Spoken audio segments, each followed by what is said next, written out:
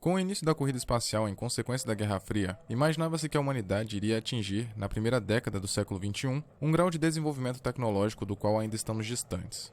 Acreditava-se que já teríamos viajado para outros planetas e que haveria cidades na Lua, carros voadores, entre outras coisas. Então, Kubrick, no auge do seu perfeccionismo, correu para finalizar 2001 Uma Odisseia no Espaço antes da chegada do homem à Lua. Ele queria que sua visão do espaço preenchesse a imaginação dos espectadores antes do evento real, e não queria fazer um filme que se tornasse obsoleto pelos fatos dos anos seguintes. Em outras palavras, o cineasta almejava mostrar ao mundo o que poderíamos esperar depois que o homem desse um pequeno passo e a humanidade desse um grande salto. 2001 lida com elementos temáticos da evolução humana, tecnologia, inteligência artificial e vida extraterrestre. É aclamado por seu realismo científico, pelos efeitos visuais pioneiros, pelas imagens ambíguas, tão confusas que beiram o surrealismo, pelo som no lugar de técnicas narrativas tradicionais e pelo uso mínimo de diálogo. Para vocês terem uma ideia, há 88 minutos sem falas no filme.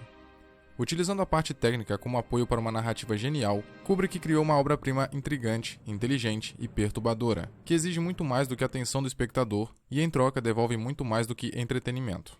2001, Uma Odisseia no Espaço, é o cinema puro, a imagem e o som falando no lugar de explicações didáticas e o significado delas sendo absorvido por cada espectador de uma forma diferente. E é justamente por isso que o filme é crítico e enigmático. Por não apresentar muitos diálogos e não se explicar explicitamente, 2001 se torna tão subjetivo quanto objetivo. É uma experiência visual, não verbal. Ao evitar o uso excessivo de palavras, a trama alcança o subconsciente do espectador de um modo essencialmente poético e filosófico. 2001 é uma experiência pessoal, que nos acerta em um nível interior de consciência, como a música faz, ou a pintura, por exemplo. 2001 é formado por 3 atos bem específicos. O nascimento, onde os ancestrais dos seres humanos dão os primeiros passos evolutivos, como o osso tornando-se uma ferramenta. A luta do homem contra a máquina, quando o supercomputador HAL 9000 passa a aterrorizar sua tripulação. E o próximo passo da evolução humana, em uma psicodélica sequência. Essas 3 histórias estão interligadas por um ponto-chave, o encontro com um monólito extraterrestre, que tem a mesma proporção da tela do cinema. Inclusive, quando a imagem fica totalmente escura no início do longa, na verdade, estamos olhando para o monólito.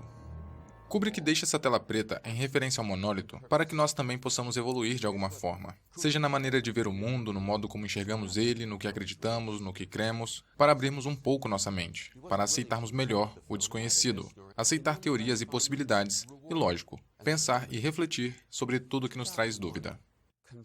A abertura do filme, como era comum na década de 60, é composta por quase 3 minutos de pura banda sonora sem nenhuma imagem. Mas nesse caso, a tela escura e os sons abstratos e sombrios da música têm um significado próprio, a aurora da vida, o período que antecede a Gênese.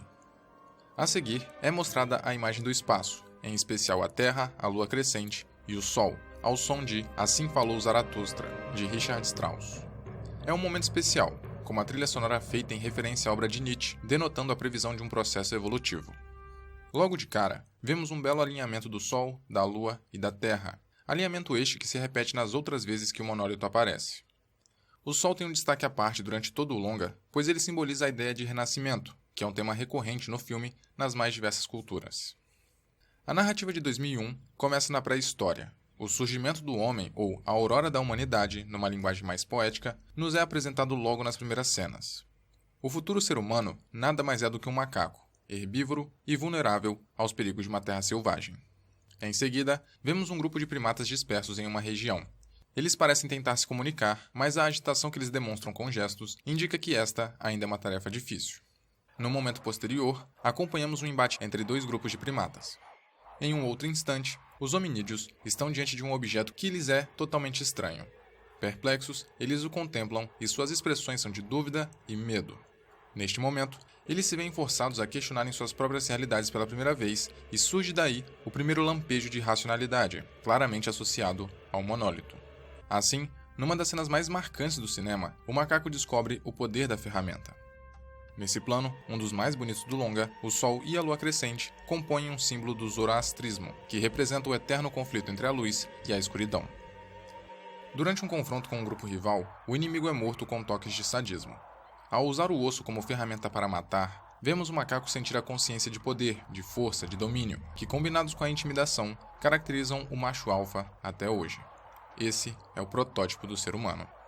Após o conflito, O filme, num dos maiores saltos no tempo da história do cinema, avança milhões de anos em 1 segundo, com a câmera indo do osso rodopiando no sentido anti-horário e descendo no sentido horário para sua evolução lógica como ferramenta, uma arma espacial, que pode ser uma bomba, um satélite ou simplesmente uma nave.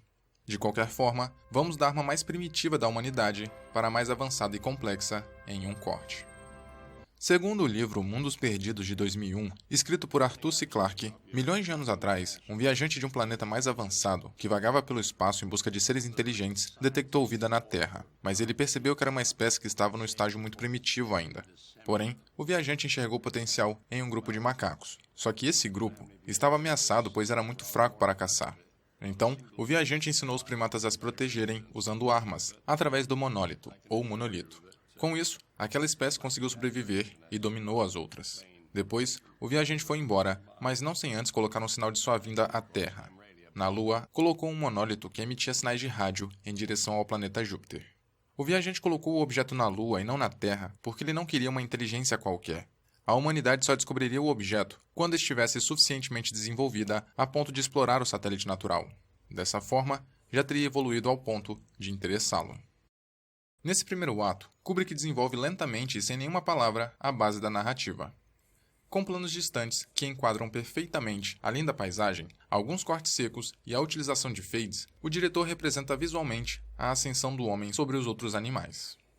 Esse primeiro ato, em especial, o momento em que o macaco descobre o poder da ferramenta, é importante por dizer muito sobre a natureza da humanidade e como ela se tornou dependente de armas. Assim, 2001 define o uso de ferramentas pelo homem como uma característica determinante que distingue os seres humanos de todos os outros. Antes da descoberta da ferramenta, os macacos estavam em uma batalha constante com a natureza ao redor deles, lutando com outras espécies por comida quando eles mesmos não eram a refeição. Após descobrirem como objetos poderiam lhes conceder poder, os protótipos de homens adquiriram a capacidade de curvar a natureza à sua vontade.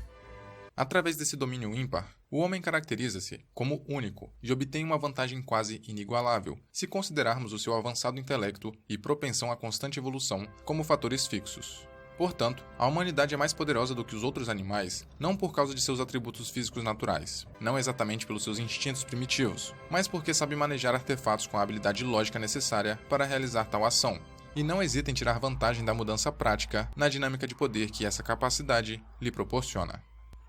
No final da sequência pré-histórica, com o ato do macaco de lançar o osso para o alto e com sua transformação em uma, presumivelmente, nave espacial flutuando acima da Terra, é possível perceber como a humanidade tornou-se dependente da tecnologia, quase como se fosse uma característica externa sua. E mesmo as ferramentas, tendo evoluído para objetos extremamente avançados, como naves espaciais, satélites, bombas e inteligências artificiais, elas ainda permanecem como um fator determinante de distinção humana e símbolo máximo de seu poder. Afinal, o supercomputador HAL 9000, embora fosse muito mais lógico e racional e tivesse o controle da nave, ainda foi desativado pelas ações do homem, que só precisou de uma chave de fenda. Ou seja, as ferramentas ainda são cruciais para proporcionar aos seres humanos modernos uma vantagem estratégica sobre as espécies ou entidades concorrentes e permitem que os mesmos reinem quase sem oposição nos mais diversos ambientes.